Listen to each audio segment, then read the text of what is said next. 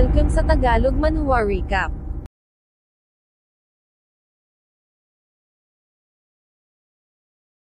Father, uminom ka muna ng tsaa saad ni Zhang Jin, tinanggap naman ito ni Prefect Zhang, tumingin kay Zhang Jin, at nagsabing siyang araw pala, si Shu Chen ay buhay pa na siya namang ikinagulat nito. Ano, buhay pa si Shu Chen, kung ganon nasaan daw ito?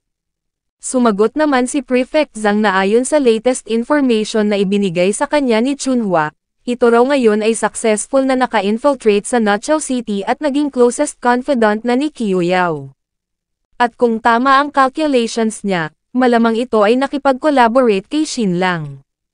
Ano, sigaw naman ni Zhang Jin, paano iyon naging posible, ito raw ay nasunog hanggang kamatayan. Sumagot naman si Prefect Zhang na nagpadala siya ng tao upang mag-imbestiga sa ruins ng Shu family. Ayon sa impormasyon, mayroong underground chamber sa loob ng bahay na puno ng mga bakat ng tubig kaya malamang doon daw nagtago si Shu Chen hanggang sa hamupa ang apoy. Well, saad naman ni Zhang Jin, kung ganun hahanap daw siya ng paraan upang patayin ito. Ngunit sumagot si Prefect Zhang na ayos lang daw yon. Dahil sa ngayon, ito ay isang undercover agent ni Xinlang at gusto nilang mag-succeed si Xinlang. Dahil kung hindi, habang naroon si Qiu Yao na nagga-guard sa Nochao City, sino pa raw ba ang makakasugpo kay Qiu Tianwei? Ang balita patungkol sa pagbayad ng Jin family ay mabilis na kumalat sa loob ng Xuanwu City. Kung papaano nagpaulan ng pera si Xinlang sa harap ng lahat, lalong-lalo na sa harap ng Sixth Prince, hindi raw nila inaasahan na mayroong ganoong kalaking pera ang Jin family. Ngunit paano daw nangyaring mayroon silang ganoon kalaking pera? Ito raw ba ay kita ni Xinlang? Ngunit tumutol ang iba sa idea na ito, iyon daw ay imposible, malabo raw na makakuha ng napakalaking pera sa loob lang ng napakaikling panahon. At dahil sa mga kumakalat na balitang ang mga gold coins na pinaulan ni Xinlang ay kakagawa lang, ginawa ng mabilisan, napaka-brand new, idagdag pa ang mga gold nuggets na may mga buhangin pa, ang balita patungkol sa pagkakadiskubre ng Jin family ng isang gold mine ay mabilis na kumalat. Malamang ito raw ay nagmula sa Wangya Island, kaya raw pala isinil off ng Jin family ang Wangya Island kailan lang. Sa garden ng Xuanwu Court, ay maririnig ang boses ng countess na nagpapasalamat sa count sa ginawa nitong mahusay na pag-arte. Matapos nitong ma-intake ang pill na ibinigay ni Xinlang, ang tiyan daw nito ay mas lalo pang naging slim at mukhang lalong naging mas malakas pa raw ito ngayon. Kaya pinakiusapan niya si Xinlang na bigyan din siya nito ng pill na gaya ng ibinigay nito sa count. Come on mother-in-law, saad naman ni Xinlang, gusto rin nitong magbawas ng timbang, oh my goodness, mayroon pa raw bang figure na mas maganda pa sa figure na mayroon ito? Ang bawat inch daw ng figure nito ay tila isang masterpiece na nilikha mismo ng kalangitan. Sa figure na mayroon ito, hindi na raw nito kailangan pang magbawas ng timbang. Na-flatter naman ang countess dito, grabe tila honey raw ang dila ni Xinlang, sinundot niya ang count, bakit hindi raw ito matuto kay Xinlang? Shit, saad naman ni Count Jinzhou at nagsabing lumalayo na raw sila sa topic at sinabihan niya si Xinlang na pag-usapan na raw nila ang tungkol sa susunod na plano. Sumagot naman si Xinlang na ang matinding digmaan ay nagbabadya na. Father, kailangan daw nilang mag-recruit at i-expand ang kanilang puwersa sa 2,000. Nagtanong naman si Count Jinzhou kung sa loob ba o sa labas magre-recruit. Ang mga sundalo raw sa labas gaya ng mga nasa 6th level ay mayroong matataas na combat strength, ngunit ang loyalty raw ng mga ito ay questionable. Habang kung sa territory naman nila sila magre-recruit, maaaring ang mga makukuha lang daw nila ay mga militia at maaaring ang combat strength ng mga ito ay hindi magiging sapat. Sumagot naman si Xinlang na wala rong dapat na ipag-alala, ang army nila ay kailangan lang nila upang magbigay ng palabas. Wala rong magiging opportunities para sa direct confrontation, ito raw ay patungkol lang sa conspiracy, poisoning, at ambush. Kailangan nilang makumpleto ang recruitment sa loob ng 3 araw. Ang mga armors at mga sandata nila ay handa na, ang kailangan na lang dong gawin ng count ay ang mag-recruit ng sapat na mga tao. Mula doon, maaari na raw nitong i-lead ang 4,000 mga sundalo upang i-occupy ang Wangya Island. No problem, saad naman ng count.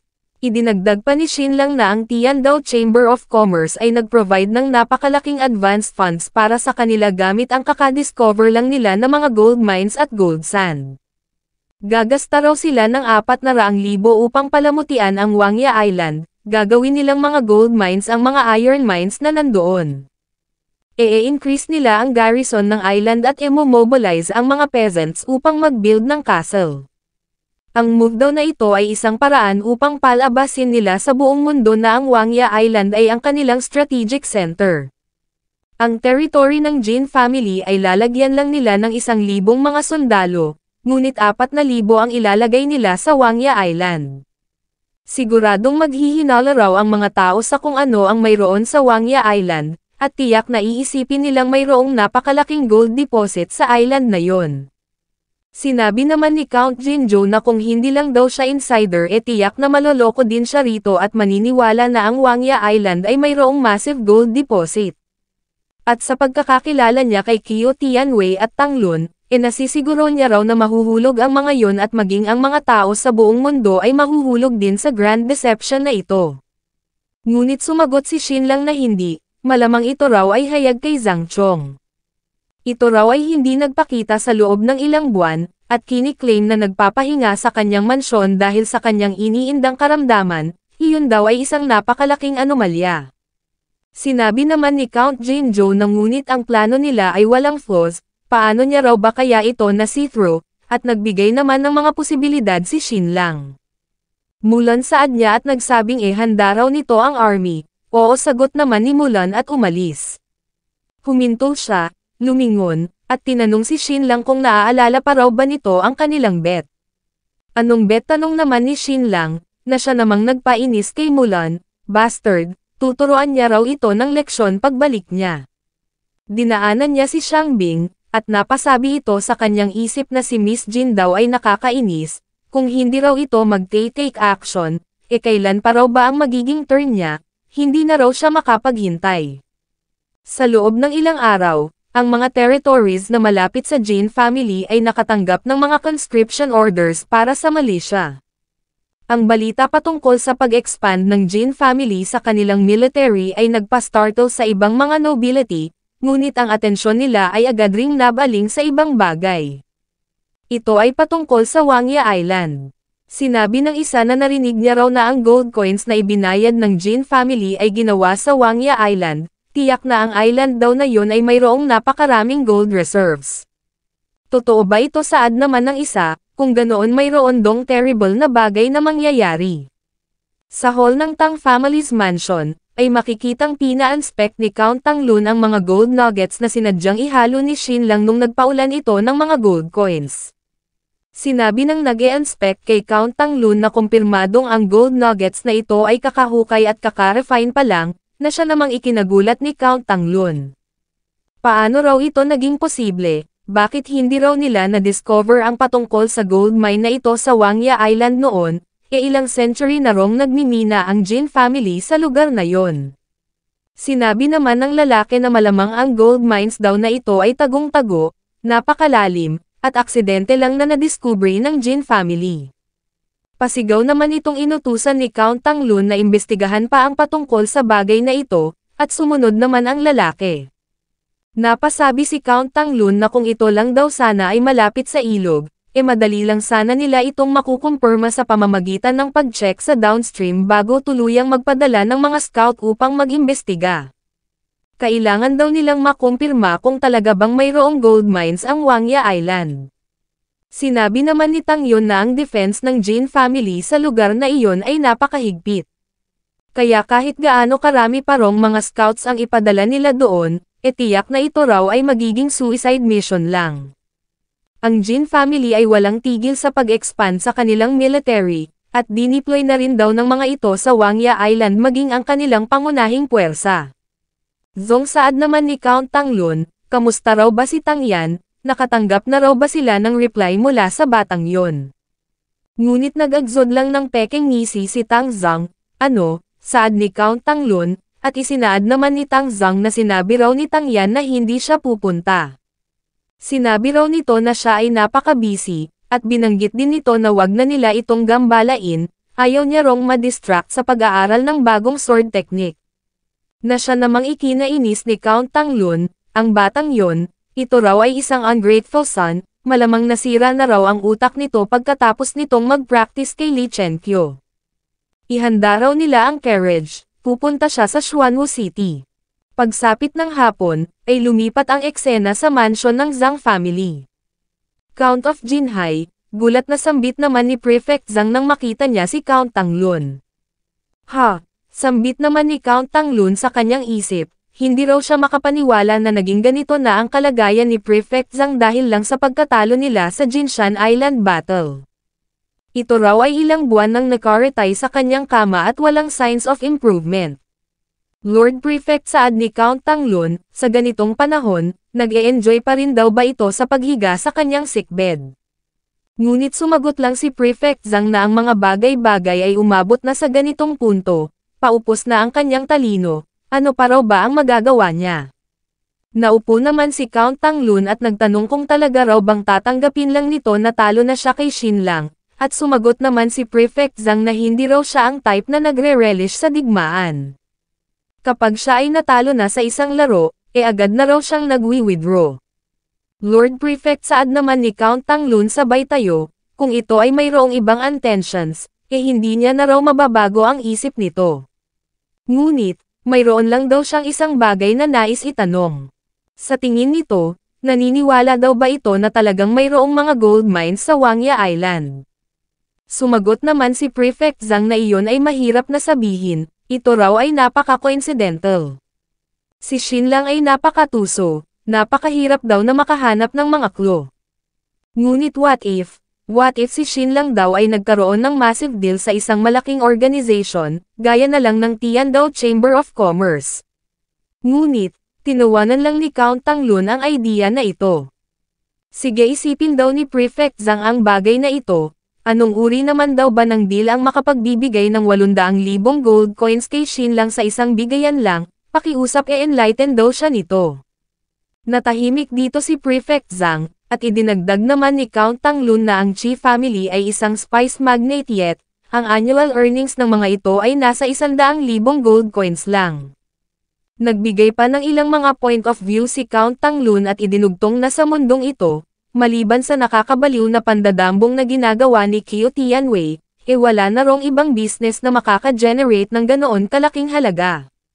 Kung talagang mayroong mga gold mines sa Wangya Island, ito na raw ang pinaka-vulnerable na sandali para sa Jin family.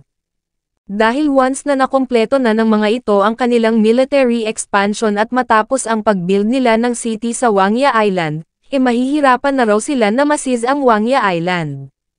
Sinabi naman ni Prefect Zhang na alam niya raw na ito ay anxious, ngunit dapat maging maingat daw ito, dahil ang desperation ay maaaring makapagpalabo sa judgment ng isang tao.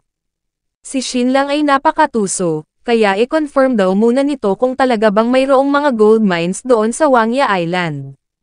Sure alam ko ang patungkol sa bagay na yan sagot ni Count Tanglun at idinugtong na ngunit, wala na rong makakalapit sa Wangya Island. Tiyak na ang sino man daw na pumunta doon ay mamamatay, at hindi na raw sila magkakaroon ng pagkakataon na malaman ang katotohanan. Ngunit sumagot lang si Prefect Zhang na may kilala raw siyang tao na maaari nilang ipadala sa Wangya Island na hindi maaaring patayin, sino tanong ni Count Tanglun, ngunit hindi kumibo si Prefect Zhang, may napagtanto si Count Tanglun, si Qiu Xiao, tama si Qiu Xiao. Ang ama nito ay ang Pirate King na si Qiu Tianwei, at ito ay nagkukomand ng halos nasa 3,000 mga pirata. Tiyak na madali lang itong makakapasok sa Wangya Island, hindi raw mangangahas ang Count of Xuanwu na patayin ang taong yon. Lord Prefect saad niya at nagsabing ingatan nito ang kanyang kalusugan, aalis na raw siya. Napangisi naman dito si Prefect Zhang at napasabi sa kanyang isip na Xinlang, inihatid niya na raw si Qiu Xiao sa mga kamay nito. Sa kabilang dako naman, ang kwento patungkol sa Monkey King o sa Buddha Must Be Destroyed ay nagpatuloy at mas lalo pang na-enraptured si Qiu Yao sa kwento. Ha! Sambit niya sa kanyang isip habang pinakikinggan ang kwento na inilalahad ni Shu Chenchen, ang magsanhiraw ito ng Rokas sa Heavenly Palace at e-proclaim ang kanyang sarili na isang sage na pumapantay sa kalangitan, ito raw ay isang tunay na hero. Ito raw ay naglakas ng loob na i-rectify ang lahat ng mga injustices sa mundo, at walang takot sa anumang authority at dominance. Nagpatuloy sa paglahad si Xu Chenchen, at ilang sandali pa ay nirelate ni Qiu Yao ang kanyang sarili sa kwento.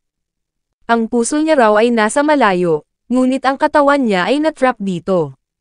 Na siya namang ikinagulat ni Xu Chenchen, mukhang nagtitiwala na raw si Qiu Yao sa kanya. Nagsalita siya at nagtanong na kung ganun, bakit hindi raw ito umalis ngunit sumagot lang si Qiu Yao na ipagpatuloy nito ang kwento. Nagpatuloy sa paglalahad si Xu Chenchen, at makikita ang reaksyon ni Qiu Yao. So ang Great Sage daw pala na pumapantay sa kalangitan ay sumunod kay Sanzang sa silangan upang i-retrieve ang mga scriptures. Oo, sagot ni Xu Chenchen. Tumayo si Qiu Yao, sumilay sa labas, at napatanong sa kanyang isip kung ano raw ba ang nasa kabilang dako ng karagatang ito. Ito raw ba ay makulay at mysterious gaya ng nasa novel, ngunit siya raw ay nakatrap sa lugar na ito. Napatingin si Xu Chenchen kay Qiu Yao, grabe ito raw ay napakaganda, seductive, napaka-powerful, ito raw ay napaka-enchanting. Ngunit biglang dumugo na naman ang ilong ni Qiu Yao, nawalan ng malay, bumagsak, napasigaw si Xu Chenchen, at humingi ng tulong. Ang sakit ni Qiu Yao ay bigla na lang umatake ng marahas at ang lahat ng mga physicians na ipinatawag ni Qiu Tianwei ay hindi nagawang magamot si Qiu Yao. Sa labis na galit, bigla na lang nitong pinatay ang ilang mga physicians. Habang si Xu Chenchen naman, sa labis na distress, ay wala na itong ibang nagawa kundi ang magmadaling magpadala ng secret letter kay Xinlang upang humingi ng tulong. Nang matanggap ito ni Xinlang, ay inulan siya ng mga tanong sa kanyang isip. Pupunta raw ba siya? Ililigtas niya raw ba si Qiu Yao? Binabalak daw ba siyang saktan ni Xu Chenchen? Ang Nochao City raw ay mas mapanganib pa sa Xuanwu City. Ngunit bago pa man mamatay si Zhang Chong at ang anak nito, natitiyak niya raw na hindi siya tatraidorin ni Xu Chenchen. Ngayon, ang dilema na lang daw ay kung pupunta ba siya doon upang gamutin si Qiu Yao o hindi. Ngunit kung hindi siya pupunta, ang mga plano niya raw ay maaaring masira kapag ka namatay si Qiu Yao. Kailangan niya raw pumunta, tungkol naman sa mga safety concerns, sa tingin niya raw maaari siyang matulungan ng Tiandao Chamber of Commerce. Tiyak na makakapag-provide daw ang mga ito ng security at accommodation sa kanya. Dahil sa napakalayo ng Sword King na si Li Chenkyo, ay napilitan na si Xinlang na humingi ng tulong kay Huang Tong. At dahil sa siya ay isang mahalagang partner ng Tiandao Chamber of Commerce, ay direktang nag-recommend ng bodyguard si Huang Tong para kay Xinlang. Ang bodyguard na ito ay isang babae, sinasabing ito ay mas malakas pa kay Jin Mulan. Ganun pa man, at makikitang nagtanong si Xinlang kung maaari niya raw bang malaman kung sino ang babaeng ito. Sumagot naman si Huang Tong na ito raw ay ang kanyang nakababatang kapatid na babae, ito raw ay si Huang Fang. Inactivate ni Xinlang ang kanyang eye prowess, Huang Tong, ito raw ay napaka-ruthless. Ni ang sarili pa raw talaga nitong kapatid ang kinuha niyang bodyguard, what if ito raw ay ma-in love sa kanya, ito raw ay magiging isang malaking trahedya. Ang bloodline rank nito ay napakataas, medyo mababa lang ng kaunti sa edyot na si Tang Yan. Sinabi ni Huang Tong sa kanyang kapatid na mag-provide ito ng magandang service at sundin ang ipag-uutos ni Mr. Xin na iintindihan daw ba nito. Tumango si Huang Fang at sinabi naman ni Xinlang na Miss Huang Fang, pakiusap maghanda na raw ito at aalis na sila sa lalong madaling panahon. Makalipas ang isang oras, ay hindi makapaniwala si Huang Fang sa kanyang nakita. Xinlang, paano raw nito nagawa ang bagay na ito? Ni ang Adam's apple daw nito ay invisible na rin. Sinabi naman ni Xinlang na wag itong ma-shock, umalis na raw sila. Lumalabas na nag-disguise pala si Xinlang bilang babae upang hindi siya mahirapang makapasok sa Nochao City, lalong-lalo na sa residence ni Qiu Yao. Ilang sandali pa ay sumakay na si Xinlang sa carriage, at mapapansin na speechless pa rin si Huang Fang. Pag-alis nila, ay sinabi ni Xinlang kay Huang Fang na ayon daw sa kapatid nito, ito ay mas formidable pa sa kanyang asawa na si Mulan. Ano raw ba ang rank nito sa lahat ng mga young talent sa buong Yu State? Sumagot naman si Huang Fang na hindi ganoon kataas, siya raw ay mas malakas lang ng bahagya sa asawa nito. Still, hindi niya pa rin daw masurpass yung ibang mga talent. Hindi naman makapaniwala si Shin Lang nang marinig ito, talaga daw bang ganoon kahina si Mulan, at sinabi niya na kung ganon, sino raw ba ang top young talent sa buong Yu State? Sumagot naman si Huang Fang na ito raw ay si Zhu Hangzhou. Zhu Hangzhou, gulat na sambit naman ni Shin Lang sa kanyang isip, minsan na rong nag-propose ng marriage si General Zhou Lin para kay Zhu Hangzhou at Mulan noon. Hindi lang daw ito anak ni Governor Zhu Rong, ito rin daw ay ang pamangkin ng Queen. Ganun pa man, at sinabi niya kay Huang Tong na ngunit hindi raw ba't si Zhu Hangzhou ay isang scholar, sumagot naman si Huang Fang na si Zhu Hangzhou ay parehong nag-e-excel sa literature at martial arts at ang mentor nito ay si Zhou Si. Note: si Zhou Si ay ang honorary head ng Tianya Haige Library at ang Tianya Haige Library ay itinayo rin ng Zhou family. Si Zhou Si, ang tagapagmana ng Zhou family, ay madalas na naglalakbay patungo sa iba't ibang panig ng mundo. Ang karamihan sa oras nito ay ginagasta niya lang sa paglalayag sa karagatan na siyang naging dahilan upang gawin na lang muna siyang honorary head ng Zhou family. Ang dahilan ng madalas na paglalakbay nito ay si Luo Zhou, ang mentor ni Qiu Yao, na sinasabing pinakamagandang babae sa buong mundo. Isinuko ni Zhou Si ang Tianya Haige Library para lamang kay Luo Zhou. Nagtanong naman si Shin Lang kung sa tingin daw ba ni Huang Fang nag-hook up na si Zhou Si at Luo Zhou. Hindi saad ni Huang Fang, paano mo naman nalaman patanong na sambit ni Shin Lang, baka nag-hook up na raw ang dalawang yun hindi lang nila ipinaalam sa public. Nainis naman si Huang Fang nang marinig ito at nagsabing mahal na mahal daw ni Zhou Si Luo Zhou, ngunit ang tingin ni Luo Zhou kay Zhou Si ay isa lamang confidant. Ang relationship ng dalawang iyon ay pure, ito raw ay hindi kasing dumi ng iniisip ni Shin Lang. Hehesaad naman ni Shin Lang at nagsabing hindi raw nag-e-exist ang pure relationship sa pagitan ng isang lalaki at babae. Ito raw ay either isang unattainable na relationship, o kaya naman si Zhou Si ay impotent. Damit sambit naman ni Huang Fang sa kanyang isip, kung hindi lang daw dahil sa bilin ng kanyang kapatid, ang sarap na rong bugbugin ng taong ito. Lumalabas na nagbilin pala si Huang Tong kay Huang Fang na wag itong maging against kay Shin Lang. Nagtanong si Shin Lang kung sino raw ba ang mentor ni Huang Fang, shut up sambit naman ni Huang Fang sa kanyang isip. Mula doon ay kung ano-ano pa ang pinagtatatanong ni Shin Lang, at halos hindi na mapigilan ni Huang Fang ang kanyang sarili na bugbugin ito. Kinabukasan, pagsapit ng umaga, ay narating na nila ang daungan ng Yangwo Prefecture. Nabighani ang lahat ng mga kalalakihan nang makita nila ang nakadisguise na si Shin Lang. My goodness sambit naman ni Shin Lang sa kanyang isip, kahit nakasuot na raw siya ng veil, hindi niya pa rin daw maitago ang kanyang napaka-dazzling na appearance. Sa pintuan ng cabin ng barkong sasakyan nila patungong Nachao City, ay nagpakilala ang isang ito. Siya raw ay si Bai Yu Lang, Lady, maaari daw ba siyang magtanong kung saan ito nagmula? Ang Nachao City ay hindi isang napakapayapang lugar, magaling siya sa martial arts, maaari daw siyang maging escort nito ngunit, lumipad siya nang bigla siyang tinadyakan ni Huang Fang. Ha! Sambit naman ni Shin Lang sa kanyang isip, talaga raw palang si Huang Fang ay napaka-fierce, nagtataka raw siya kung ayos lang ang itlog ng taong yon. Galit namang sumugod ang mga tauhan ni Bai Yu Lang, ang pangahas naman daw nitong sipain ang master nila, pabagsakin natin ito sugod ngunit, bagbog lang ang inabot nila kay Huang Fang. Sumilip si Shin Lang, at ilang sandali pa ay humiga na siya. Hay sa wakas naging tahimik na, buong gabi raw silang naglakbay papunta rito, kailangan niya na rong magkaroon ng magandang pahinga ngayon, hindi raw siya maaaring maging haggard. At, matapos ang mahabang paglalayag, sa wakas nakarating na sila sa Nachao City.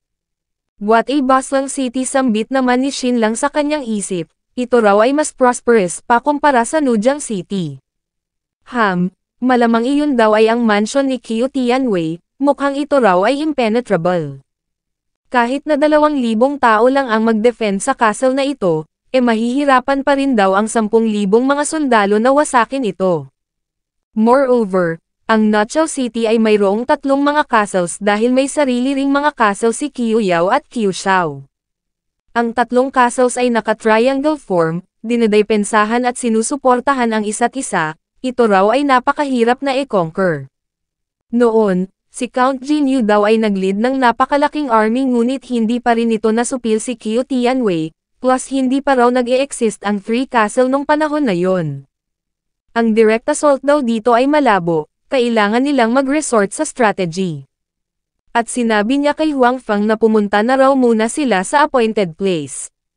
Sa loob ng castle ni Qiu Yao ay makikitang nagising na siya, pinaalis niya ang mga maid, at nag-utos na papuntahin si Shu Chenchen. Makalipas ang ilang sandali, ay nagulantang si Shu Chenchen sa kanyang nakita. Ipagpatuloy mo ang kwento sa ad ni Qiu Yao, at mapapansin na naging visible na ang mga nerve ng dugo sa mga mata nito. Nag-alala si Shu Chenchen dito, okay sambit niya at napasabi sa kanyang isip na maraming doktor na raw ang nag-examine kay Qiu Yao, ngunit wala rong kahit na isa sa mga ito ang nakatukoy sa kung ano ang sanhi ng illness nito.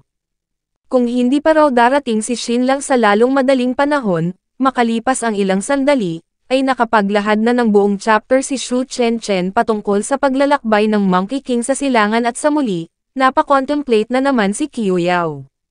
Humiga siya, at nag-utos na gisingin siya nito mamayang 3:00 ng madaling araw. Na siya namang ipinagtaka ni Shu Chenchen, okay sambit niya ngunit ano raw ba ang gagawin ni General Qiu sa ganitong oras, mayroon akong duel laban sa isang tao sagot ni Qiu Yao. Duel, pagtataka naman ni Shu Chenchen sa kanyang isip, duel pa rin daw ang nasa isip nito ngayon, ito raw ay mayroong splitting headache, madalas na pagsusuka ng dugo, pagkahilo, at disorientation kahit na imulat lang nito ang kanyang mata, paano raw ito makikipag-duel sa iba, at nagtanong siya kung sino raw ang magiging kalaban nito. Sumagot naman si Qiu Yao na ito raw ay si Zhu Hangzhou, nagkaroon na sila ng appointment ilang taon na ang nakararaan. Na siya namang ikinagulat ni Shu Chenchen, general saad niya at nagsabing mayroon siyang kakilalang maaaring makagamot sa sakit nito, maaari niya raw ba itong ma-invite dito upang gamutin ito? Okay sagot ni Qiu Yao, good saad naman ni Shu Chenchen at agad na tumakbo. Makikita sa isang sulok si Lei Yi, pinagmasdan niya si Shu Chenchen, at sa labas ay napasabi si Shu Chenchen sa kanyang isip na napakalala na ng karamdaman ni Qiu Yao at wala rong kahit na isa sa buong Notchow City ang mayroong kakayahang gamutin ito. Si Shin Lang na lang ang maaasahan niya, sana mayroon daw itong solution. Makikita sa labas si Huang Fang, Miss Shu sambit naman ng isa at nagsabing nasa loob si Mr. Shin. Sa wakas nandito ka na sigaw ni Shu Chenchen sabay tulak ng pinto, ngunit nagulantang siya sa bumungad sa kanya. Ito raw ba ay si Shin Lang, bakit tinitingnan mo ako ng ganyan saad naman ni Shin Lang, gusto daw ba nitong makita ang kanyang member? Wow ikaw ay napaka-gorgeous exclaim naman ni Shu Chenchen sa kanyang isip. Hinawakan ni Shin Lang ang kamay ni Shu Chenchen, nagtanong kung na-mesmerized daw ba ito sa beauty niya, tumahimik kasi sinisira mo ang sarili mong image sigaw naman ni Shu Chenchen. Ah, sambit naman ni Shin Lang sabay pose, maybe siya raw ay lubhang napakaganda, bilang isang lalaki, ang maging napakaganda ay troublesome. Kahit na siya raw ay nakadisguise lang bilang babae, napakadali lang daw para sa kanya na makaptivate kahit na ang isang babae. Sa tingin daw ba ni Shu Chenchen ay mayroon pang babae sa buong mundo na mas maganda sa kanya, ngunit lumapit lang si Shu Chenchen at tinitigan ng husto si Shin Lang. Anong ginagawa mo sambit ni Shin Lang? Unbelievable sigaw naman ni Shu Chenchen at nagsabing ito raw ay napakaganda. Nice hindi nagpapapasok ng mga lalaki si Qiu Yao, ngunit ayos lang daw pag babae. Sumama ka sa akin gamutin na natin si Qiu Yao dagdag pa ni Shu Chenchen, teka lang hayaan mo muna akong mag-retouch sigaw naman ni Shin Lang. Note, si Shin Lang ay marami ng mga kwentong narinig patungkol kay Qiu Yao. Sinasabi ng iba na ito ay isang ruthless killer na babae, isang complete devil, at ayon naman sa description ng iba ito ay isang babaeng mayroong taas na 8 talampakan, isang 8-foot bust, at sinasabi pa ng iba na ito ay napaka-fierce at napakapangit. Ganun pa man, nang ito ay makita ni Shin Lang, siya ay na-stunned. Size ng dibdib 37E, waistline 1.92 feet, Qiu Yao, Ito ay ibang-iba sa mga rumors, exclaimed ni Shin Lang sa kanyang isip habang tumutulo ang laway at makikita ang reaksyon ni Shu Chen. Damit sambit pa ni Shin Lang sabay hawak sa kanyang manoy, hindi niya na raw mapigilan ang sarili niya. Inisip niyang hahalik si Huang Feng sa kanya, good job Huang Feng, kumalma na raw siya. Ikaw ba ang doktor na nahanap ni Shu Chen? Saad naman ni Lei Yi at sumigaw na marami na rong mga tanyag na doktor sa buong mundo ang tumingin kay Miss Qiu ngunit walang nangyari, ano naman daw ang magagawa nito? Tapusin na raw nito ang kanyang examination at agad na lumayas, wala raw itong maloloko rito. Sambit naman ni Shin Lang sa kanyang isip, malamang ito na raw yung seductress na binanggit ni Shu Chen sa sulat. Malamang nagseselos daw ito sa kanyang beauty. Wala raw siyang oras upang bigyan ng atensyon ang babaeng ito ngayon, may mas mahalagang bagay pa raw siyang gagawin.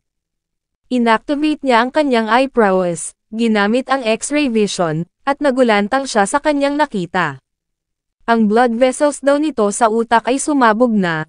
How the hell daw na nag-survive pa ang halimaw na ito sa kondisyon na ito? Ang isang normal na tao raw ay namatay na sa ilalim ng ganitong sirkumstansya. May isinulat sa papel si Shu Chen na nagsasabing, "Doktor, magagamot mo ba siya?" Kinuha ni Shin Lang ang papel, nagsulat ng oo. Mukhang pinalabas pala ni Shu Chen na hindi nakakapagsalita si Shin Lang, na nakadisguise bilang isang babaeng doktor, dahil mabubuko sila kapag nagsalita si Shin Lang.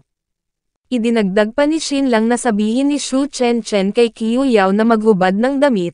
Anong binabalak mo, sigaw naman ni Shu Chen sa kanyang isip, "You bastard, wag daw itong mag-take advantage," at idinagdag naman ni Shin Lang na kailangan niya rong i-examine ang bleeding points nito sa kanyang buong katawan. "You pervert," pabulong na sambit naman ni Shu Chen, hindi naman daw siguro nito binabalak na i-take advantage si Miss Qiu, hindi raw ba? Ang isang casual strike lang daw nito ay maaari nang dumurog kay Shin Lang. Paano pa raw ito makapagbibigay ng medical examination kapag nangyari yon? Ngunit pabulong lang na sumagot si Shin Lang na ito raw ay isang necessary examination. Makikita ang reaksyon ni Shu Chen, ikinumpos niya ang kanyang sarili, dahan-dahang lumapit kay Qiu Yao, at bamulong na gusto raw ng doktor na maghubad ito. Sumang-ayon naman dito si Qiu Yao, napabuntong hininga si Shu Chen, bumangon si Qiu Yao, naghubad, tumitig si Shin Lang, nanlaki ang mga mata at bibig, tumulo ang dugo sa ilong, ibinaba niya sa hita ni Qiu Yao ang kanyang paningin, pumaitaas, shit, sambit naman ni Shin Lang sa kanyang isip sabay hampas sa kanyang magkabilang pisngi, shit na overwhelmed na naman daw siya sa kanyang desire. Huang Feng, pakiusap, halikan daw siya nito, come on, ito raw ay hindi gumagana at sumirit ang dugo ni Shin Lang sa ilong. E-enhance ang fantasy, materialize ang illusion, sigaw ni Shin Lang sa kanyang isip, at makikitang hinalikan siya ng maraming Huang Feng. Salamat Huang Feng, sa wakas masisimulan niya na raw ang trabaho niya at nag-exude siya ng professional eyes. Pagkatapos na kumalma ni Shin Lang ay idinivote niya ang kanyang sarili sa pag-examine sa buong katawan ni Qiu Yao. Ang examination na ito ay inabot ng kalahating oras, makikita ang ekspresyon ni Lei Yi. Sinabi niya kay Shin Lang na kapag natapos na ang isinusulat nito, mas maiging lumayas na raw ito agad. Ngunit hindi ito pinansin ni Shin Lang, at pinabasa niya kay Shu Chen ang sulat.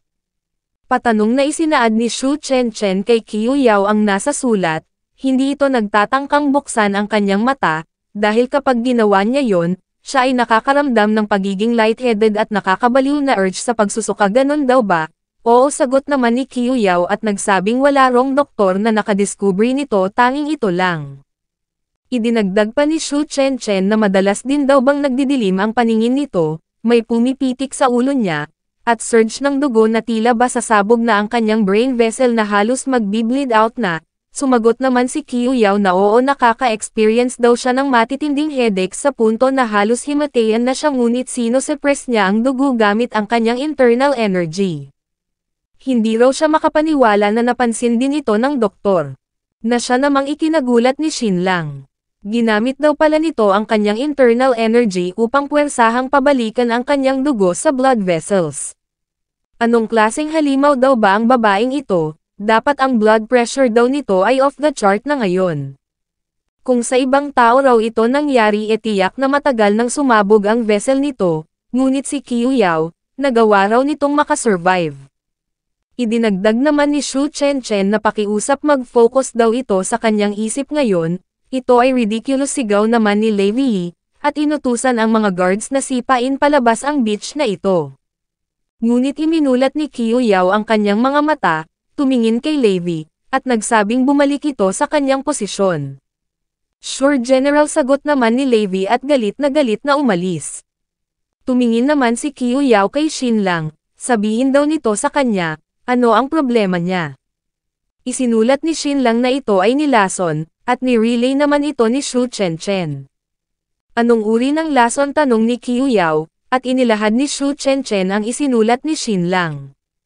Ito raw ay heavy metal, ito ay hindi apparent, ngunit sa paglipas ng panahon, ang heavy metal ay naiipon sa bloodstream, na maaaring magdulot ng kamatayan kalaunan. Ngunit ang katawan daw nito ay tila hindi katawan ng tao, kapag sa mga ordinaryong tao nangyari ang ganito, matagal na rong namatay ang mga ito at nabulok na ang katawan. Ganun pa man, si Qiu Yao, napaka-radiant pa rin daw nito. Nagtanong naman si Qiu Yao kung paano daw ba siya nilason, naalala naman ni Xin Lang ang nangyari kay Princess Ning Luo na lead poisoning, ikinumpara sa sitwasyon ni Qiu Yao. Ang heavy metal daw na nasa katawan nito ay napakataas, kaya tiyak may isang individual daw na sinasadya itong pakainin ng heavy metal. Malamang ito raw ay inihalo sa pagkain, at isinulat niya ito. Imposible saad naman ni Xu Chenchen, iyon daw ay imposible. Si Lei Yi at siya raw ay personal na tinitikman ang mga pagkain na ibinibigay kay Qiu Yao kaya paano raw nangyaring ayos lang sila. Isinulat naman ni Xin Lang na nangangailangan ito ng panahon upang maipon, at ang pagkain lang ng isa o dalawang beses ay hindi makakapagdulot ng, actually ito raw ay isang napakatalinong plano, ngunit paano raw nakasneak out ang mga ito ng mga high doses ng heavy metal sa pagkain ni Qiu Yao. Maya-maya pa ay may napagtanto si Xin Lang, oo tama sa asin. Malamang ito raw ay isang heavy metallic salt. Ang ganitong uri daw ng asin ay ini-extract mula sa mga salt wells at naturally ito ay mayroong significant amount ng heavy metal. Hindi raw ito maaaring i-consume, ginagamit lang para sa mga industrial purposes. Kaya isinulat ito ni Xin Lang at nag-request kay Xu Chenchen na kumuha ng asin sa kusina. Ilang sandali pa ay ini-inspect na ito ni Xin Lang, tinikman, ito raw ay napaka-weird. Ito raw ay isa lamang regular salt, at mayroong mataas na quality. May isinulat siya at ipinabasa sa captain ng mga guards ni Qiu Yao, nagtanong kung ang asin daw ba na ito ay para kay Qiu Yao. Oo sagot naman ng captain at nagsabing ang asin na ito ay exclusive lang para kay General Qiu. Sambit naman ni Xin Lang sa kanyang isip, ngunit may hindi tama raw dito, bakit wala rong heavy metallic content ang asin na ito? Nag-request naman si Qiu Yao na dalhin ito sa kanya, titikman niya raw ito. Tinikman niya na nga ito, at nagsabing hindi raw ito ang asin na kadalasang kino-consume niya. Ang asin daw na kadalasan niyang kino-consume ay may mas magandang lasa kumpara dito, mayroong complex flavor na kanyang ini-enjoy. Sambit naman ni Xin Lang sa kanyang isip, mukhang nagkaroon daw pala ito ng addiction sa heavy metallic salt. May napagtanto naman si Xu Chenchen, so kung ganun mayroon daw palang intentional na naghahalo ng heavy metallic salt sa pagkain ni General Qiu.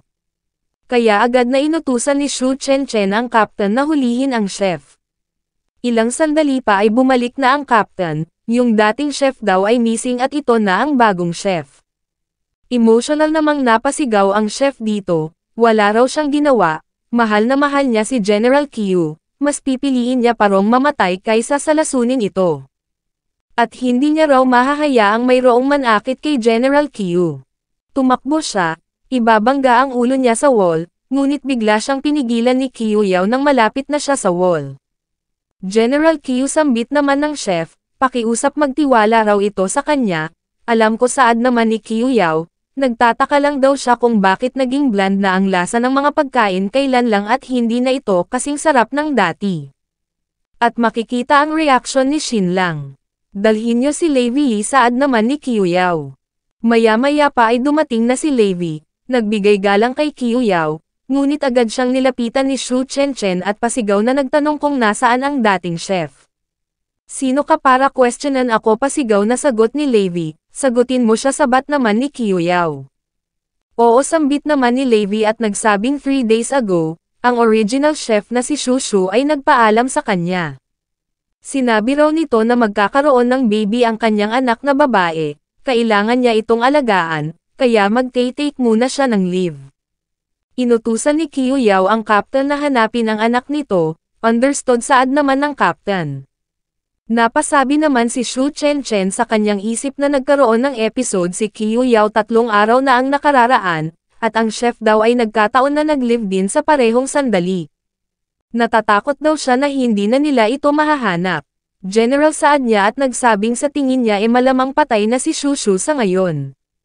Nagbigay naman ng mga tanong si Xin Lang, sino raw ba ang chef na yon, ilang taon na ito, at sumagot naman si Xu Chenchen na ito raw ay 36 na taong gulang, originally ito ay nagmula sa upper class family, ngunit ito ay na-violate ng mga pirata habang nasa dagat kaya hindi na ito nakauwi sa kanila. Ito ay well-educated ngunit walang masyadong ambag dito. Marunong itong magluto, kaya ito ay naging chef. Makalipas ang 1 oras ay nakabalik na ang mga guards. Agad na lumuhad ang captain at nag-report na ang parehong bahay ng anak na lalaki at anak na babae ni Xu Shu ay empty habang ang bahay ng anak na babae nito ay nasunog at naging abo.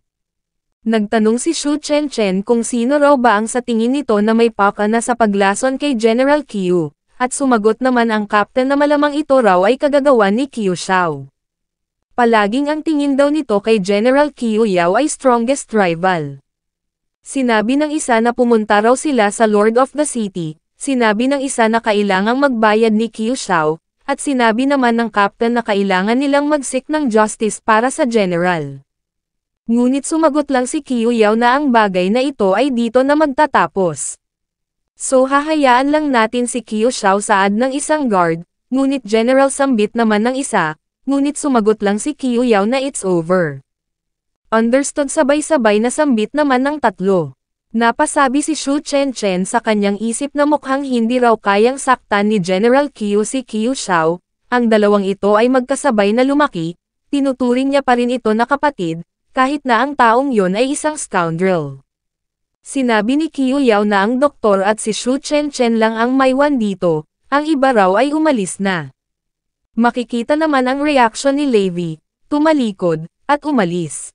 Maya-maya pa ay sinabi ni Xu Chenchen kay Qiu Yao na kailangan nila itong eperso, dahil kung hindi, patuloy lang itong sasaktan ni Qiu Xiao, kapatid daw ang tingin nito sa taong yon, ngunit ang tingin ng taong yon sa kanya ay kalaban.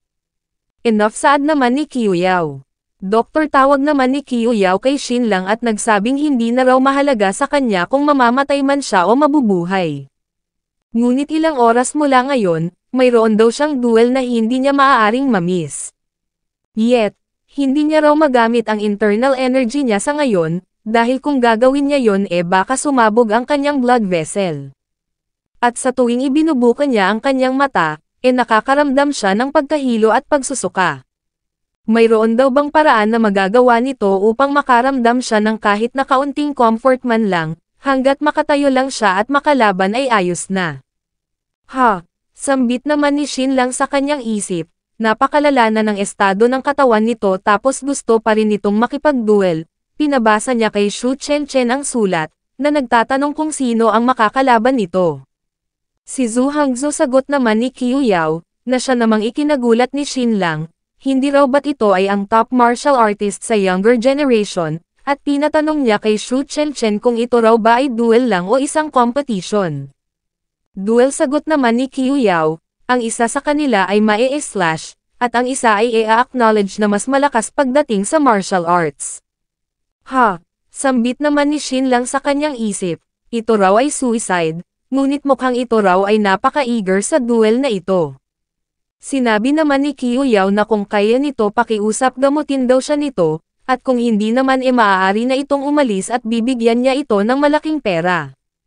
Napasabi naman si Xin Lang sa kanyang isip na ang kasalukuyang kondisyon ni Qiu Yao ngayon ay talagang napakamapanganib. Una, Ang blood pressure nito ay napakataas, at ang mga blood vessels nito ay nasa limit na at nagbabadya ng pumutok. Kung ito ay puputok, walang duda na ito ay magle-lead sa isang severe na cerebral hemorrhage. Considering ang blood pressure na mayroon ito ngayon, ang utak daw nito ay maaaring pumutok. Furthermore, sa labas na parte ng utak nito, mayroong hematoma sa ilalim ng dura mater na nagpe-press sa ilang brain nerves na siyang dahilan ng madalas na pagkahilo nito at inability na tumayo. Ganun pa man, may isinulat siya sa papel, ipinakita kay Xu Chenchen, at idinugtong sa kanyang isip na i-perform niya raw ang pinaka-nakakabaliw na surgery sa buong kasaysayan. Idinagdag pa ni Xin Lang sa sulat na magsindi si Xu Chenchen ng ilang incense, kailangan niyang mag-concentrate, at ni-relay naman ni Xu Chenchen ang lahat ng ito kay Qiu Yao. Meanwhile, sa silid ni Qiu Xiao, maririnig ang mga pag-ungol, isa pang ungol na napakalakas, at makikitang nagsusuot na ng damit si Levi.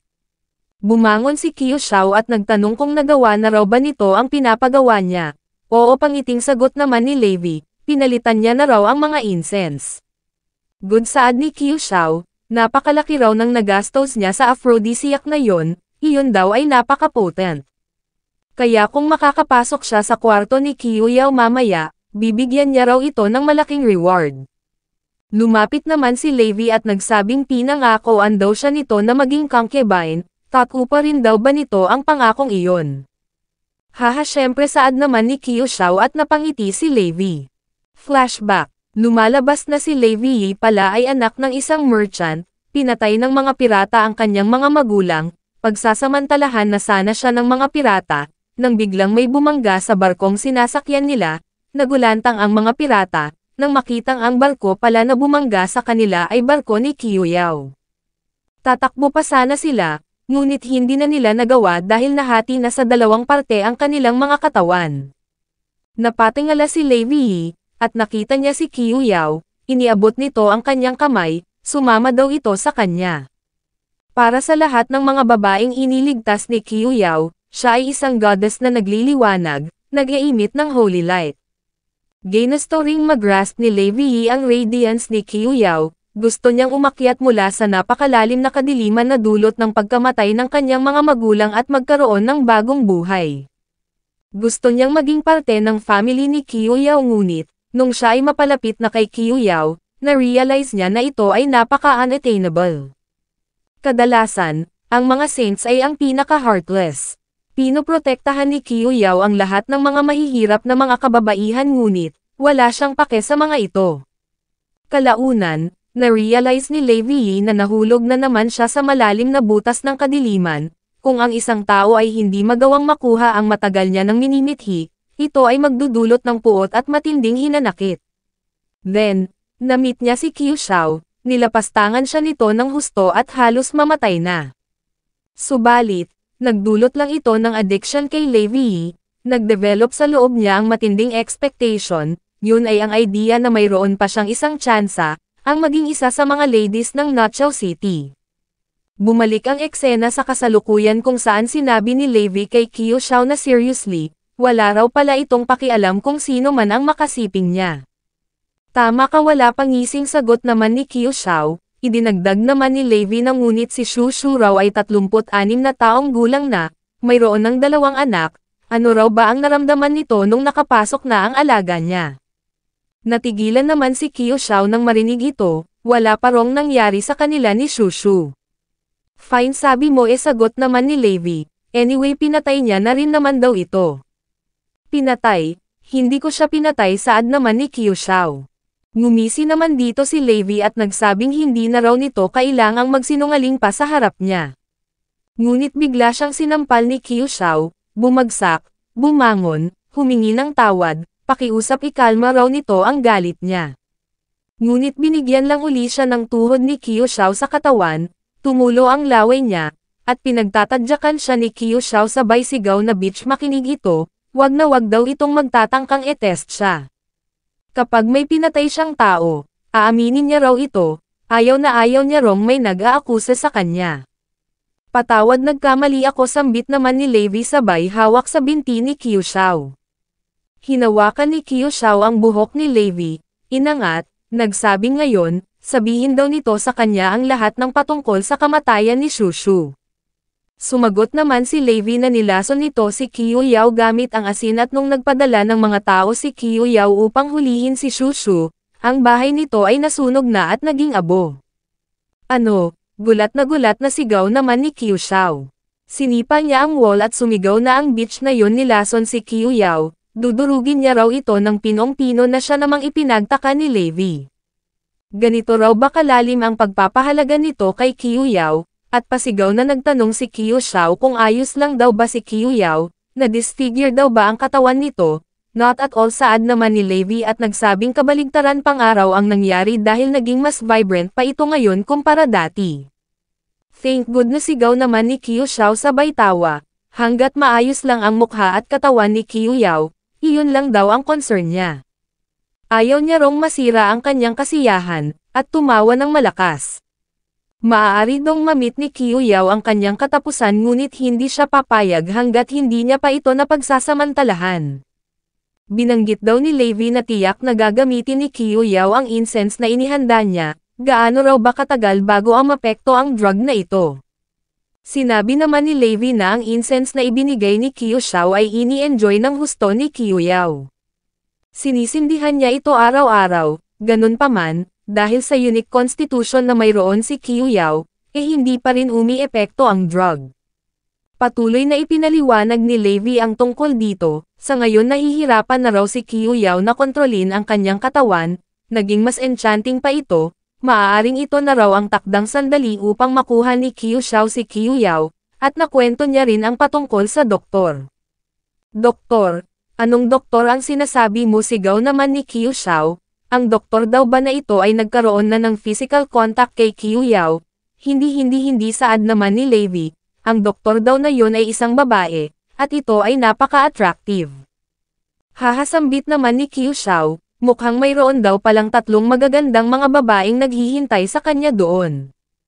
Ang maisip niya lang daw na magagalaw niya na si Qiu Yao ay napaka-exhilarating na, tapos ngayon nandoon pa pati ang daughter-in-law ni Zhang Chong pati na ang isang napakagandang doktor, ito raw ay isang opportunity na napakabihira lang mangyari, kailangang i-seize niya na raw ang moment na ito ngayon din. Ngunit paglabas niya sa hallway ay nakasalubong niya ang trusted aide ng kanyang ama, at nagsabing gusto raw itong makita ng master. Pupunta ako 2 oras mula ngayon saad ni Qiu Xiao, ngunit sinabi ng aide na ini-insist daw ng master na pumunta ito doon ngayon din, ito raw ay isang napakahalagang bagay. Ashit sigaw naman ni Qiu Xiao, hindi raw ba makapaghintay ang ama niya kahit na 2 oras lang, mayroon pa raw siyang mahalagang bagay na aasikasuhin. Ngunit sumagot lang ang aide na nire-require daw ng master ang agarang pagpunta nito doon, wag na raw itong magsayang ng oras. Sigaw naman ni Qiu Xiao at napasabi sa kanyang isip na maghintay lang daw yung 3 mga magagandang mga babae, babalik daw siya agad upang i-enjoy ang mga ito. Samantala, sa silid ni Qiu Yao, ay makikitang sinindihan na ang incense. Nagsuot ng mask si Xin Lang at napasabi sa kanyang isip na gusto niya rong i-detoxify si Qiu Yao, ngunit sa ngayon ito raw ay hindi posible. Ang pagdeal daw sa ganito ka-complex na heavy metal poisoning, ay nagre-require ng cessation of exposure at dahan-dahan na detox process. Isa pa, base sa robust physique na mayroon si Qiu Yao, maaaring hindi na raw ito makakasuccumb kalaunan. Sa ngayon, ang top priority ay ang pababain ang kanyang blood pressure. At nagsimula nang magsulat si Xin Lang. Sa mundong ito, ang anti-hypertensive medication ay hindi nag-e-exist kaya nag-decide na lang si Xin Lang na mag-employ ng bloodletting therapy. Pagkatapos niya raw na mapababa ang blood pressure nito, ang sunod niyang gagawin ay ang gamutin ang subdural hematoma nito. Buti na lang daw at ito ay subdural hematoma lang. Dahil kung nagkataon na ito ay intracranial, wala raw siyang maibibigay na solusyon. Dahil sa ilalim ng medical conditions ng mundong ito, ang pag-perform ng cranial surgery ay napaka-imposible. Ganun pa man, kung gagawa siya ng butas sa bungo nito, ito ay magiging straightforward lang lalong-lalo na sa isang tulad ni Qiu Yao na mayroong extraordinary resilience. Sa modern medicine, Ang procedure sa kondisyon na gaya nito ay nangangailangan ng pagbutas ng bungo ng isang pasyente. Mag-e-inflict ng hiwa upang buksan ang dure mater, pagkatapos ay ede-drain ang hematoma at minsan, ito ay nagre-require ng irrigation. Ganun pa man, sa kasalukuyang sitwasyon na mayroon si Xinlang, binabalak nitong gumamit ng steel needle upang puwersahang e-puncture ang bungo, at gumamit ng tube upang e-drain ang hematoma. Sa modern medicine, ang pinakamalaking challenge sa surgery na ito ay ang pag-locate sa eksaktong posisyon ng hematoma. Ganun pa man, hindi ito problema kay Xinlang dahil sa eyebrows na mayroon ito. Isa-isa niyang isinulat ang proseso ng buong treatment plan, ibinigay kay Xu Chenchen, na siya namang labis na ikinagulat nito. Ang treatment plan daw na ito ay napaka-unconventional, gagamit ng steel needle upang magbawas ng dugo, mukhang ito raw ay mas magdudulot pa ng pinsala kaysa sa magpagaling. Paano kung magalit daw si Qiu Yao patungkol dito at patayin si Xinlang, at ni-relay niya na kay Qiu Yao ang buong procedure? Agad namang sumang-ayon si Qiu Yao dito, gawin daw nila kung ano ang gusto nila.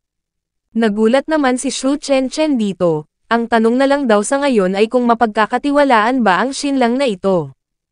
Itinusok ni Xinlang ang steel needle sa ugat ni Qiu Yao sa bandang braso, sumirit ang dugo, diretso sa timba, na siya namang nagpa-flinch kay Xinlang, ang blood pressure daw ni Qiu Yao ay napakataas. Nakaramdam naman ng pagkahilo si Xu Chenchen nang makita ang napakaraming dugo, halos mawalan ng malay, sinalo ni Xinlang, "Wag mo akong hawakan scum," mahinang tugon naman ni Xu Chenchen. Nakakaramdam ako ng comfort saad ni Qiu Yao, syempre sambit naman ni Xinlang sa kanyang isip dahil napakataas daw ng blood pressure nito kanina. Ganun pa man, ang kulay ng dugo nito ay hindi kapani-paniwala. Ito raw ba ay dahil sa heavy metal poisoning? Grabe, ang babae raw na ito ay napaka-resilient. Halos napaka-inhumane na raw na buhay pa rin ito magpahanggang ngayon. Tinanggal ni Xinlang ang steel needle. Wow, ang ganda na ng pakiramdam ko, saad naman ni Qiu Yao, matagal-tagal na raw mula nung huli siyang makaramdam ng ganito. Bakit ako nakakaramdam ng pagkahilo, tanong naman ni Xu Chenchen sa kanyang isip. Isinulat ni Xinlang na magtutusok siya ng needle sa likod na parte ng ulo ni Qiu Yao, at sumang-ayon naman ito. Ilang sandali pa ay si Qiu Yao na mismo ang humawak ng needle, half-inch deep nang walang room for error, saad naman ni Xinlang sa kanyang isip. Considering daw ang precise control na mayroon si Qiu Yao sa kanyang muscles, tiyak na wala rong magiging issues dito. Nagbilang ng 5 si Xu Chenchen bago tuluyang etusok ni Qiu Yao ang steel needle sa kanyang ulo. Shit, sambit naman ni Xu Chenchen sa kanyang isip, hindi pa raw siya tapos sa pagbibilang, at napasabi naman si Xinlang sa kanyang isip na ang babaeng ito raw ay talagang napaka-decisive. Ito raw ay napaka-ruthless pati na sa kanyang sarili. Inactivate ni Xinlang ang kanyang eyebrows, impressive talagang ito raw ay isang top-notch fighter. Binunot ni Xinlang ang steel needle, ibinalik uli, tumingin kay Xu Chenchen at napasabi sa kanyang isip na somewhat, ang hematoma ay namumuo, normally ito raw ay nagre-require ng dilution na may saline at drainage, ngunit kung susundin nila ang plano niya ay maaaring i-soak up ni Xu Chenchen ang hematoma para kay Qiu Yao. Master, saad naman ni Xu Chenchen at nagsabing ito raw ay magiging medyo masakit, ngunit sumagot lang si Qiu Yao na hindi na kailangan, kaya niya na raw itong i-handle. Nag-release siya ng internal energy, nagulat siya sa kanyang naramdaman, tumalsik pala palabas ang hematoma, dumiretso sa sahig, at napasabi si Xinlang sa kanyang isip na ang hematoma ay tuluyan ng na-drain, ang surgery ay naging successful. Hindi niya raw alam na maaari pala itong magawa sa pamamagitan ng pag-release ng internal energy. Ikaw ay isang remarkable na doktor, saad naman ni Qiu Yao sabay hila ng steel needle na nasa kanyang ulo. Napagaling siya nito, ano raw ba ang gusto nitong reward? Ang gusto ko ay ang Nochao City, sambit ni Xinlang sa kanyang isip. Hindi, umiling siya sa harap ni Qiu Yao. Sinabi naman ni Qiu Yao na may utang siya na favor dito, sa hinaharap, kahit na ano pa man ang i-request nito, hanggat abot lang ng kanyang kakayahan, gagawin niya raw ito. Ha! Sambit naman ni Xinlang sa kanyang isip, ito raw ay pamilyar, at naalala niya si Li Chenkyo. Dahan-daang hinubad ni Qiu Yao ang kanyang damit, ano dito ito magpapalit ng damit exclaim naman ng dalawa sa kanilang isip. Hinubad na ni Qiu Yao ang kanyang damit, shit sambit naman ni Shin Lang sa kanyang isip at sumirit ang dugo sa kanyang ilong. Napahawak si Shin Lang sa kanyang manoy sabay talikod, shit kailangan niya na rong tumigil sa pagtingin bago pa ma-expose ang kanyang tunay na identity. Kailangan niya raw ng lugar na mauupuan upang makompose ang kanyang isip, kailangang isipin niya raw si Huang Fang. Shit ano raw ba ang nangyayari, bakit hindi ito gumagana? Huang Fang kailangan niyang mag-concentrate kay Huang Fang, what the heck ano raw ba itong nangyayari sa kanya? Maya-maya pa ay humarap na si Qiu Yao, nakahanda na para sa duel, at nagsabing manatili lang daw muna sila rito babalik din siya agad o perhaps, baka hindi na siya makabalik pa. Ha, sambit naman ni Shin Lang sa kanyang isip, mag-e-engage daw pala talaga ito sa duel, shit kakagaling lang daw nito sa surgery at ni hindi pa nga raw ito nagamot ng maayos. Also, ito rin daw ay nawala ng napakaraming dugo, kung ano-ano pa ang pinagsasasabi ni Shin Lang sa kanyang isip, baliw na raw ang babaeng ito.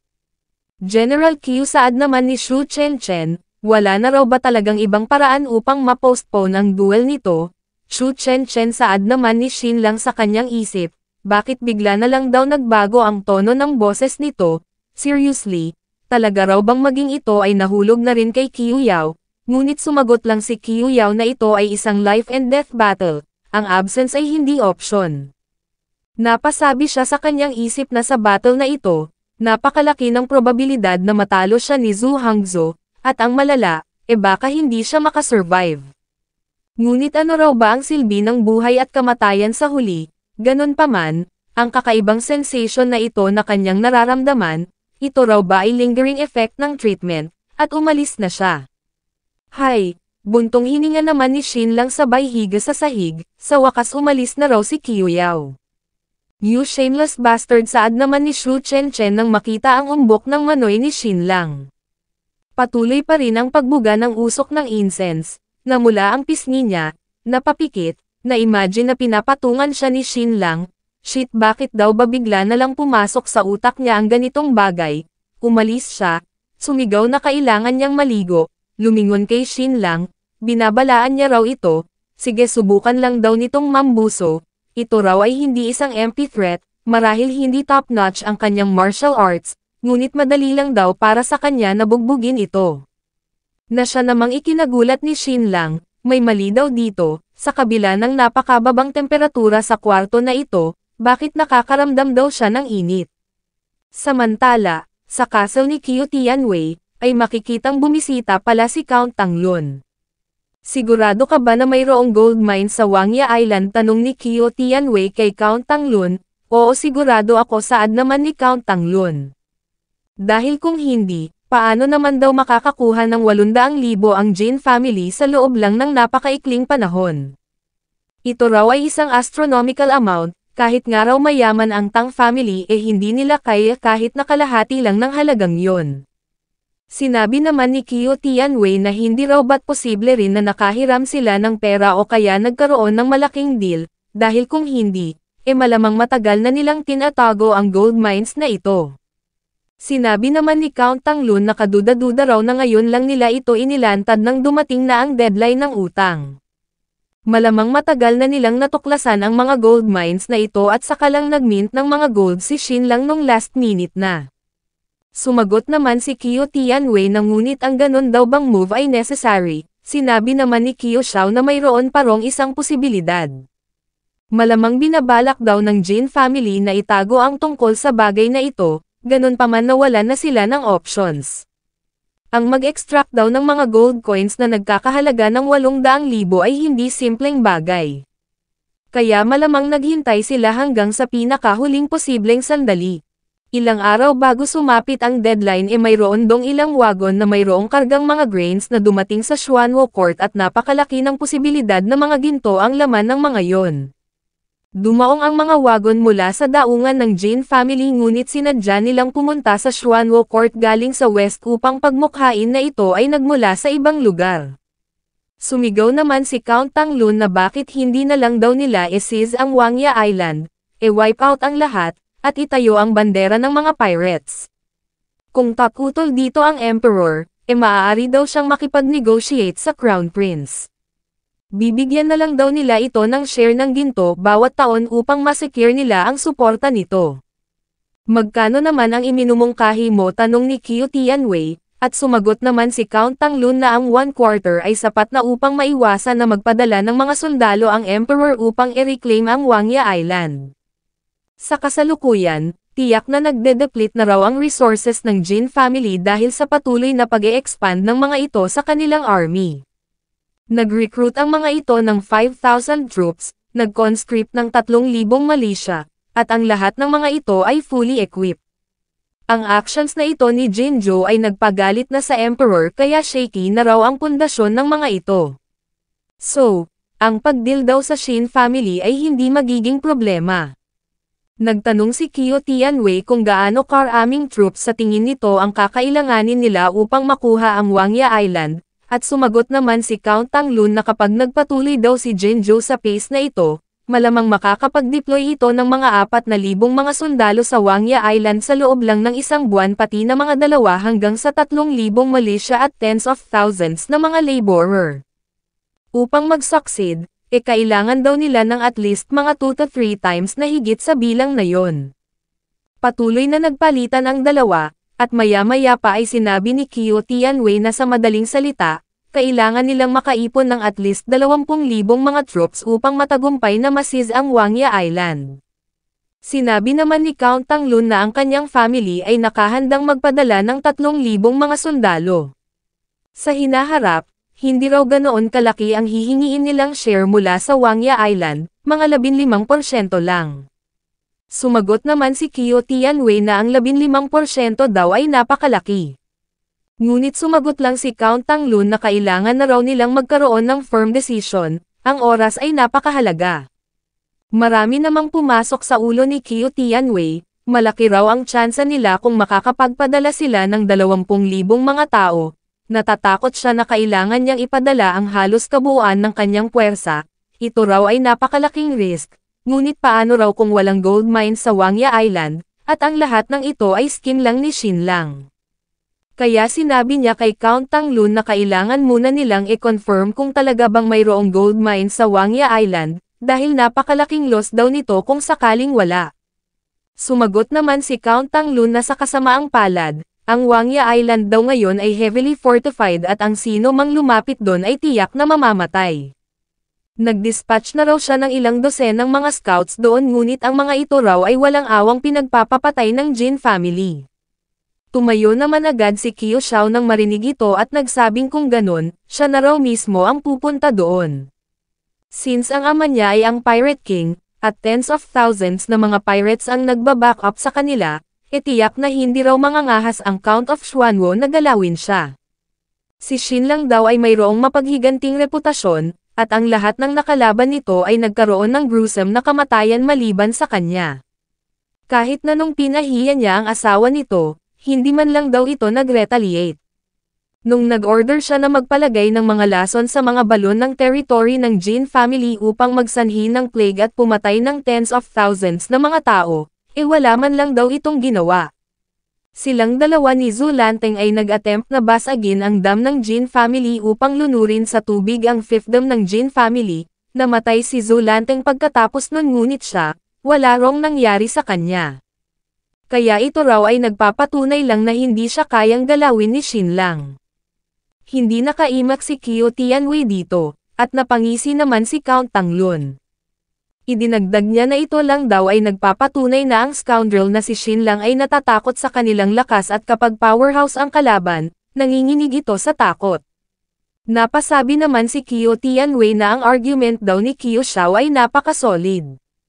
Mukhang totoo rong takot na takot si Shin lang na mag-take ng action laban kay Qiu Xiao. Alright, sambit niya at nagsabing kung ganun, maaari na raw silang umalis bukas. Yes father, sagot naman ni Qiu Xiao at nagsabing hindi niya raw itatarnish ang reputasyon ng kanilang family.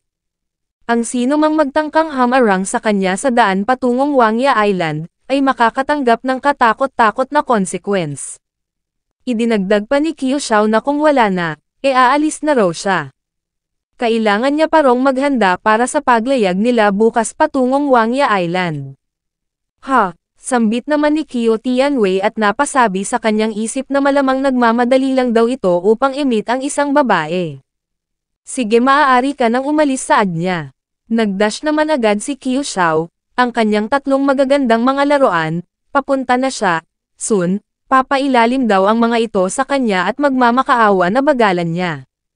Lumipat ang eksena sa kinaroroonan ni Qiu Yao, may mali raw sa init na ito na nagso-surge sa loob niya. Na-drug daw ba siya?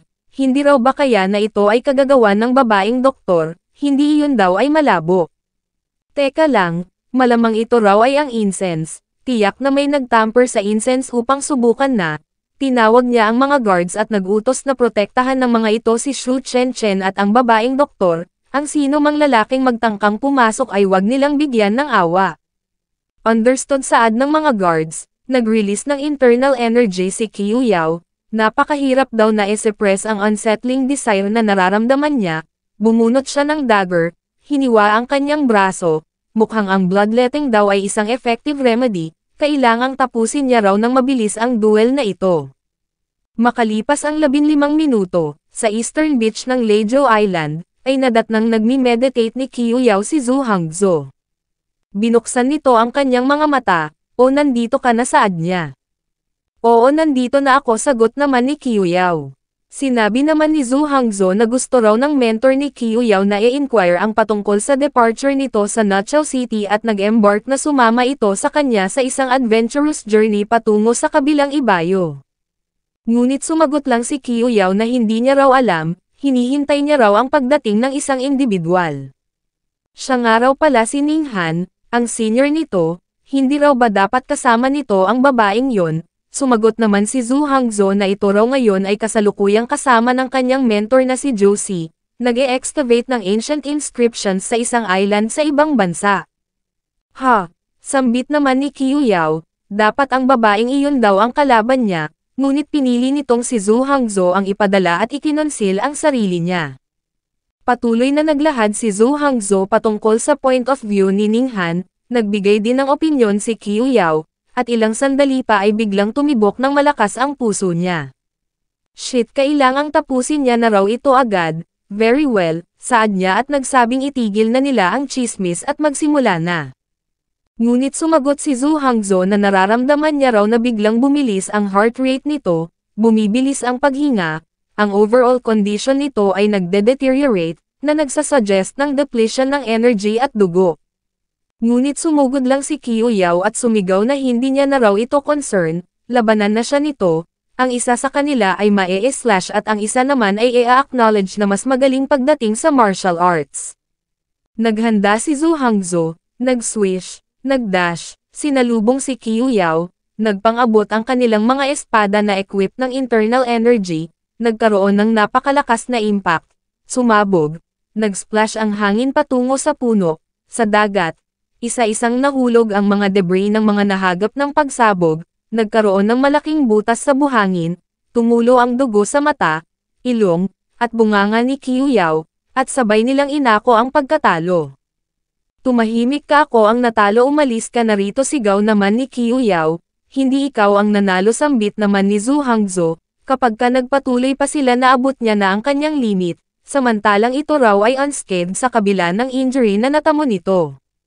Ngunit sumagot lang si Qiu Yao na umalis na ito, take care, saad naman ni Zhu Hangzhou at agad na umalis. Napaluhod naman dito si Qiu Yao, napahawak sa kanyang dibdib, nahihirapan daw siyang i-maintain ang kanyang kontrol, kailangan niya na raw magmadaling bumalik. Tiyak na ang doktor daw na yon ay mayroong gamot. Meanwhile, sa castle ni Qiu Yao, Xu Chen na biktima tayo ng drugging scheme, saad ni Xin Lang. Alam ko, saad naman ni Xu Chen mula sa banyo. Sinabi ni Xin Lang na ang issue ay nasa incense, kailangan patayin daw ito ni Xu Chen.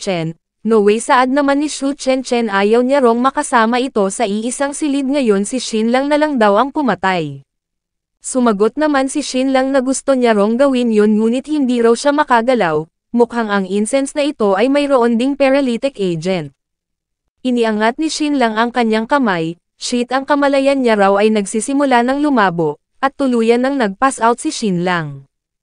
Sa labas naman, ay makikitang pinagtatadyakan ni Qiu Xiao ang pinto, nandito raw siya para sa kanila, ngunit nagulat siya nang makita ang mga guards ni Qiu Yao. Sinabi ng captain na sa ilalim ng General's Decree, sa kahit anumang circumstansya, walang maaaring makapasok sa silid ni General Qiu, ang sino mang mag-violate ay ide-dispatch ng walang awa. Sambit naman ni Qiu Xiao sa kanyang isip, ang martial prowess ni Qiu Yao ay peerless, yet ang presence ng mga warriors na ito na nakastation dito ay nagpapahiwatig na si Qiu Yao ay wala na sa kontrol at ito na ang kanyang opportunity. Lumapit siya sa captain, ito raw ay mayroong average appearance, overly muscular, ngunit, perhaps ito raw ay mayroong surprise sa kama. Shit, mas maiging mag-focus na lang daw siya sa tatlo. Sinampal niya ang captain, at nagsabing ito raw ba ay stupid o ano. Siya ay si Qiu Xiao, siya raw ang may-ari sa lugar na ito, ngunit sumagot ang captain na sa general lang sila nakikinig. Na siya namang ikinainis ni Qiu Xiao at napasabi sa kanyang isip na general, ni alam daw ba ng mga ito kung sino ang dapat nilang pagsilbihan, mga lapastangan wala rong respeto sa kanya ang mga ito. Si Qiu Yao ay nagko-command ng tens of thousands na mga pirata habang siya ay mahigit sa 8,000, tapos ngayon mukhang maging ang mga subordinate nito ay hindi na nagpapakita ng respect sa kanya. Iniangat niya ang kanyang espada at sumigaw na ang castle na ito ay pag-aari niya, ang lupang tinatapakan nila ay kanya, at maging ang kanilang General Qiu Yao ay adopted daughter lang ng kanyang ama. At kung hindi lang dahil sa intervention ng kanyang ama matagal na rong namatay ang babaeng yon. Kaya tumabi raw sila kung ayaw nilang mamatay. Pakiusap umalis ka na kung ayaw mong patayin ka namin, sigaw naman ng captain. Alright, saad naman ni Qiu Xiao, mukhang pinipilit daw pala talaga siya ng mga ito. Inatake niya ang isang guard, nag-slash uli sa kabilang side, isa pang slash, at makikitang tatlo ang bumagsak. Ano, pipigilan pa rin daw ba siya ng mga ito, ngunit sumigaw lang ang isang guard na hindi na nila kailangang magpakita pa ng awa, patayin daw nila ang taong ito sabay sugod. Awa, mula sa inyo, natatawang sambit naman ni Qiu Xiao sabay sugod. Nagpakawala siya ng sunod-sunod na atake, nagkasalubong ang blade nila ng captain, at sinabi ni Qiu Xiao na gustong-gusto niya raw ang pag-slaughter. Shit, sambit naman ng captain sa kanyang isip. Hindi na raw sila umabot sa 10 katao ngayon, natatakot daw siya na hindi nila mapipigilan ang rascal na ito. Ngunit ibinilin daw ng general na wag magpapapasok ng lalaki sa kanyang silid. Sumugod ang ibang mga guards, sinangga ni Qiu Xiao ang mga atake. Sambit niya sa kanyang isip, mukhang nakahanda rong i-risk ng mga ito ang kanilang buhay, mapigilan lang siya. Tinamaan siya sa gilid, "You fucking bitches," sigaw niya. Mamatay na raw silang lahat, nagpakawala ng sunod-sunod na slash, tumama lahat sa mga guards. Ibinaling niya ang kanyang tingin, balik sa captain, itinulak sa wall sabay tutok ng blade sa leeg. Captain, sigaw niya, determined pa rin daw ba ito na pigilan siya. Oo, over my dead body, sagot ng captain. Fine, saad naman ni Qiu Xiao at nagsabing sige, gagawin niya raw itong dead body. Ngunit, biglang may tumamang barya sa kanyang kamay na may hawak ng espada. Nang inag ang kamay niya, nabitawan ang espada, bumaling, at pasigaw na nagtanong kung who the hell daw ba ito. Ngunit, nanlaki ang mata niya nang makita niyang ito ay si Qiu Yao na nag-iimit ng katakot-takot na aura. Ano ang nangyayari dito? Hindi ba dapat nasa kwarto niya ito? Hindi raw ba nag-take effect ang aphrodisiac? At tinanong niya si Qiu Yao kung saan ito nanggaling. Duel, sagot naman ni Qiu Yao. Duel, pagtataka ni Qiu Xiao, talaga raw bang nakipag-duel ito kay Zhu Hangzhou, nanalo, ngunit hindi raw ba't ito ay nalason. Sinabi naman ng captain kay Qiu Yao na kasalanan niya raw ang lahat kung bakit na-injured ng beast na ito ang 7 sa kanilang mga tauhan. Ngunit sumagot lang si Qiu Yao na kunin na raw nila ang lahat ng ito at ipagamot. Understood, saad naman ng captain. Umalis na ang mga guards. Ano, sambit ni Qiu Xiao sa kanyang isip, idinismiss na nito ang kanyang mga guards, dini-disregard daw ba siya nito, nang biglang sumugod si Qiu Yao at nagsabing considering na kapatid niya ito, paulit-ulit niya raw itong tinolerate. Nagtangka itong saktan ang kanyang mga sundalo, sa pagkakataong ito, hindi niya na raw ito palalagpasin. Umatake si Qiu Yao, umiwas si Qiu Xiao, Yu Beach saad niya sa kanyang isip. Ang Nochao City raw ay pag-aari niya, sisiguruhin niya rong magmamakaawa ito sa kanya, at sumibat na siya. Napayuko naman dito si Qiu Yao, bumilis ang paghinga, nasaan daw ba ang doktor, maililigtas daw siya nun sigurado. Pumasok siya sa loob, at nakita niya sa sahig si Xinlang. Doktor-doktor sigaw niya sabay buhat, ngunit nagulantang siya nang makita niya ang umbok ng manoy ni Xinlang. Ano? Ito ay hindi babae, lumagkit ang tingin niya, hindi niya ito maaaring gawin, sambit niya habang dahan-daang lumalapit ang kanyang mukha kay Xinlang. Hinalikan niya ito sa labi, hinubad ang kanyang damit, inihagis, pinatungan si Xinlang, at maririnig ang pagbayo ng dalampasigan. Nag-echo ang mga ungol ni Xinlang at Qiu Yao sa loob ng silid, at makikitang narinig itong lahat ng captain nakakatapos lang sa pagdressing sa kanyang mga sugat. Lumabas ang captain, at inutusan ang iba nilang mga troops na simulan na ang training. General, pag-eensayohin niya raw ang mga ito hanggang sa tumigil na ito sa pag-ungol.